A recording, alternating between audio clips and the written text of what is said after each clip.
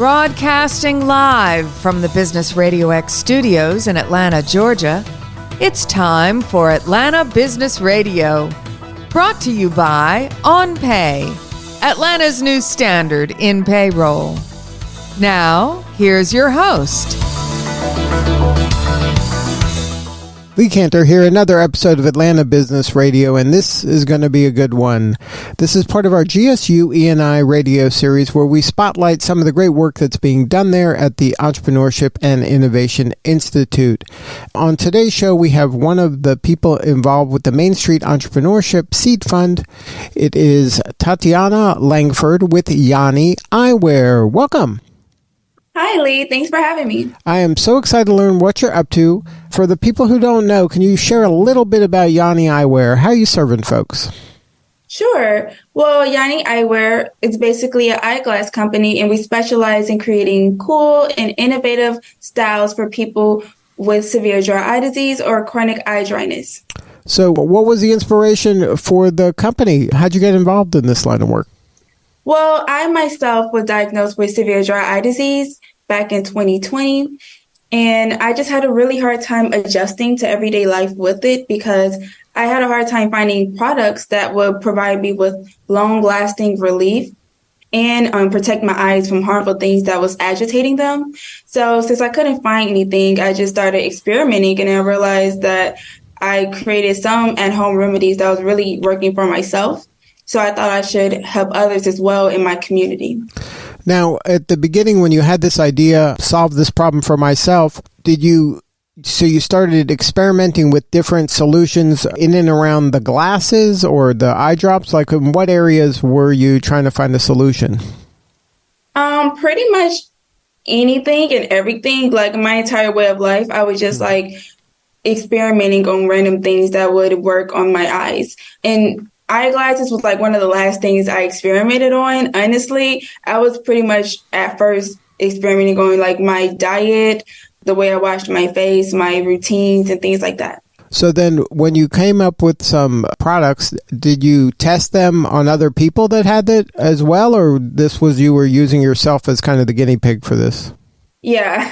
So far I've been using myself as a guinea pig, but I have been talking to other people in the dry eye community and telling them about the features on the eyeglasses, and they sound like it would really help them as well, and they're eager for it. So now, is this something that through the Main Street Fund that you're going to be able to invest in doing that research and testing on other people? Definitely. I'm really glad about the Main Street Fund because it's going to, at first I've been bootstrapping, so now I'm going to get some much needed funding so I can actually start getting some products out there and be able to have other people try it on as well. Right, because that's one of the things, because this is, I guess, I would think it's considered as a medical device? Yes, medtech. Right, so then you have to, there's a lot of rules. Like you can't just, set up a booth somewhere and start asking people to try things, right? No, we can't. That's really been a barrier. We've been figuring out how we can test it out without just using the same pair of glasses over and over again. So now, how many people have this severe dry eye disease? Is this something that's more common than maybe people realize? Yes. At first, when I was going to my doctors, they were telling me that I have this rare disease. That's how they say it, it's a rare disease. And then they say it's called severe dry eye disease. So in my head, I'm thinking it's a very small amount of people. And then when I started doing research, there is millions of people in America alone. Roughly around 35 million people currently have severe dry eye disease and other related eye illnesses. And the statistics are increasing by the day because technology is constantly harming our eyes. Oh, that's probably something that people don't realize because they're on their phone and they're watching a screen so close to their face. It's probably doing damage over time, right? It definitely is. In the past, it was really middle-aged people or elderly that was being diagnosed with severe dry eye disease. And now today we're seeing an increase in people that are 30 and younger being diagnosed with it because of technology. Wow. So what has been kind of the funnest part for you to come up with this idea that's obviously helpful to yourself, but also now you're going to be able to come up with solutions that could impact lots of people? Well, the funnest part for me, honestly, has been the experimenting. I always love, like, I'm a little bit of a science nerd, so I really like experimenting with things, and I love seeing a positive solution or result when I experiment. And also, I just really enjoy receiving that relief because having dry eye is pretty painful to the eyes. So when I do experiment with something and realize something works and I get to have some relief, that's a really good feeling. So now, on some of the things you've experimented with, you've really gained a lot of relief for yourself? Yes. So noticeable relief? Yes, noticeable relief. So when that happened, were you like, wow, this is fantastic? I mean, you must have been so happy. Honestly, yes. It's really a good feeling when you do find a positive result. And usually I kind of go to my dry eye community and always let them know, like, hey guys, I just found something else. It's like an at-home remedy. It doesn't cost anything, and to try it out. Now, what inspired you to even find out about the Main Street Fund? Like, how'd you get in the loop with that? I go to Georgia State University, and my major is entrepreneurship. So last semester for spring, I was taking an amazing professor. I think her name is Professor Baya. And she was telling us about the Main Seed Fund. And I was telling her about my company, Yanie Eyewear. And she was like, it sounds amazing. Like, you definitely need to apply for this program.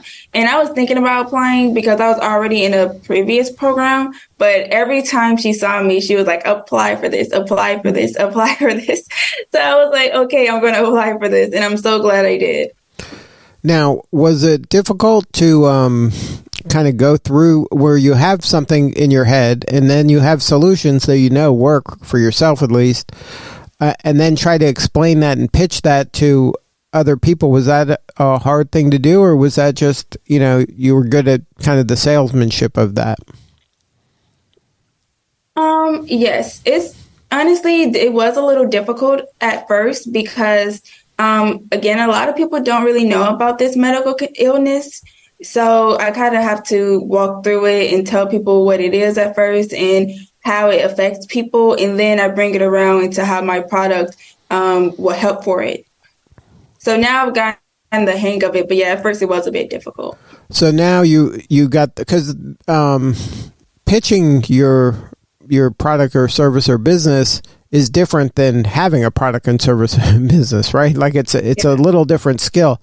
So are you comfortable? Do you have a team? Are you in the process of building a team of people, or is it just you right now? It is just me right now. And yes, I am seeking other people, other co-founders. So because right, you need things like a website, you need to do the research. There's a whole lot of elements to this because these kind of medtech businesses, there's a lot of moving parts, compared to somebody who has like a t-shirt business. Yes. Well, I do have a website, but yes, we are seeking other to deep dive into the researching.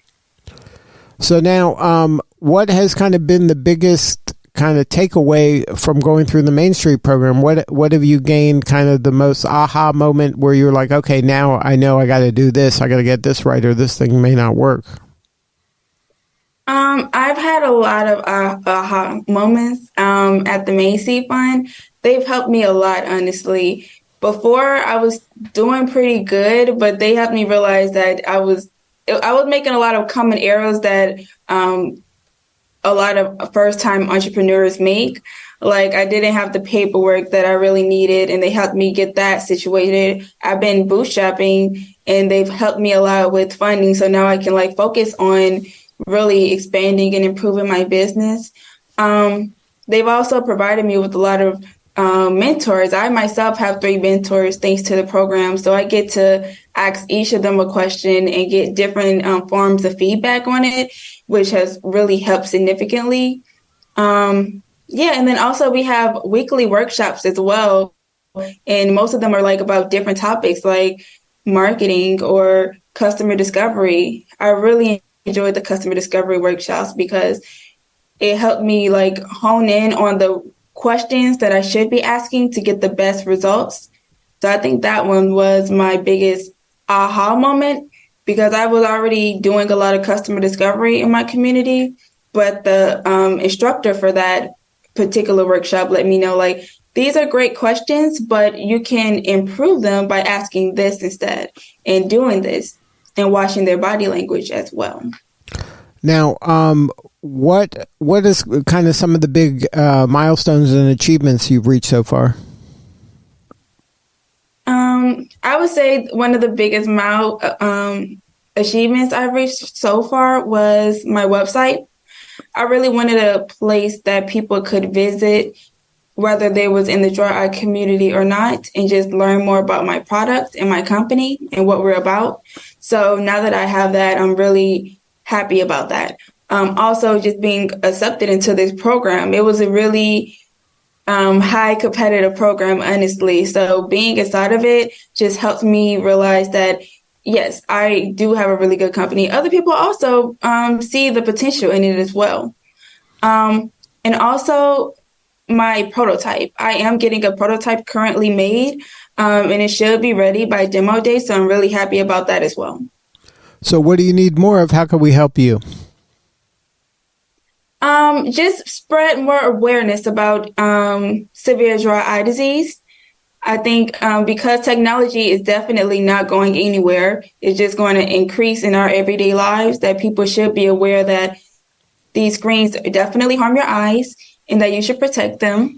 So spreading the word about severe dry eye disease and about how Yanie Eyewear is, we specialize and we really want to protect, honestly, your eyes. So just spreading the word about Yanie Eyewear and what we stand for. So if somebody wants to learn more about Yanie Eyewear, where do they go? They can go to our website, or they could go to our LinkedIn account. And what's the website? What's the URL? YanieEyewear.com. And that's YANIE? Yes. That's how you right. That's how you spell Yanie? Yes. YanieEyewear.com. Well, Tatyana, congratulations on all the success thus far. It's exciting times for you and your company, and it seems like there's a lot of potential ahead of you. Thank you so much for sharing your story. You're doing important work, and we appreciate you. Thank you so much for having me. All right, this is Lee Cantor. We'll see you all next time on GSU ENI Radio.